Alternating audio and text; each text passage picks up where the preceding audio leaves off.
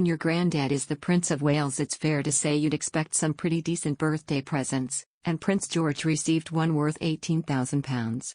The young royal was given a rather fancy Wendy house to play in at his grandfather's house to celebrate his first birthday. Given the hefty price tag, you'd expect this playhouse to be a bit more impressive than your usual children's Wendy house. With a wood-burning stove and day bed, it's safe to say that Prince George's version is rather more upmarket.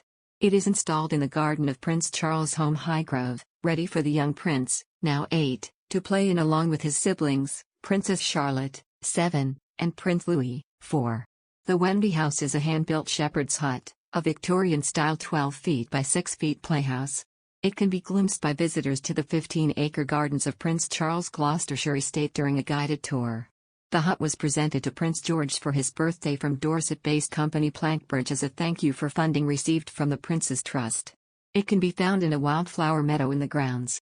Furniture designer Richard Lee set up Plankbridge 15 years ago after being inspired by an ancient hut near Thomas Hardy's cottage in Dorset.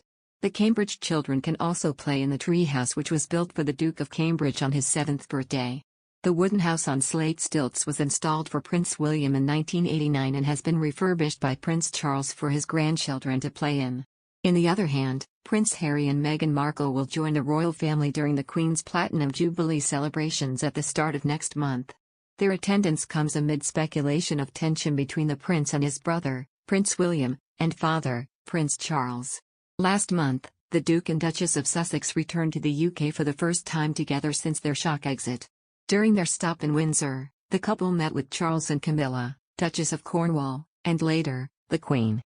Harry did not get the opportunity to see his brother during his fleeting visit as William and his wife, Kate, Duchess of Cambridge, were on a family ski trip in France.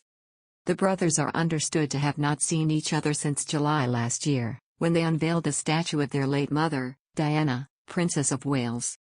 The Duke of Sussex reignited reports of a rift between the princes when he dodged a question asking whether he missed his father and brother during an interview last month. Instead of answering the question, Harry told NBC's Hoda Kotb that he was focusing on the competitors at the Invictus Games. It came after reports that Harry's meeting with Charles had been edgy. Now, Camilla Tominey, associate editor at the Daily Telegraph, has claimed Charles and William will be putting on brave faces when reunited with the Sussexes next month. Speaking during the Royal Insight, a video series hosted by Ms. Tominey, on Thursday, she said, "Prince Charles, the only emotions that have been used by him or his people about how he has reacted to things like the Oprah interview was sadness rather than anger. So Dad is sad. I think brother is angry and sad. But as was the case with Prince Philip's funeral, brave faces will be put on proceedings." The most interesting addition to the proceedings of course is Meghan, because previously we've seen Harry by himself in the UK and now the Duchess is going to come back into the fold. Obviously, the body language and the reading of it is going to be quite fascinating. Meghan and Harry are expected to attend other Jubilee events, including the service of Thanksgiving at St. Paul's Cathedral. It has been said that the Duke of Sussex is keen to build bridges and has even suggested enlisting the help of a mediator to mend his relationship with William. Katie Nicholl, author of William and Harry, Behind the Palace Walls, told last month, Harry, I'm told, suggested perhaps that they might get some sort of a mediator in on sort of these talks, to make some progress. It was something that he had suggested to his father. He's made it very clear that he wants to sort things out. He wants things to be improved. Meanwhile, Pennsylvania royal correspondent Alan Jones told True Royalty's The Royal Beat, I think William has still got a lot of time for Harry. He's his little brother at the end of the day.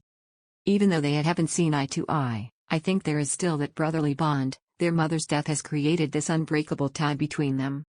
At the end of the day, he will always put his arm around him, whatever he said about the family.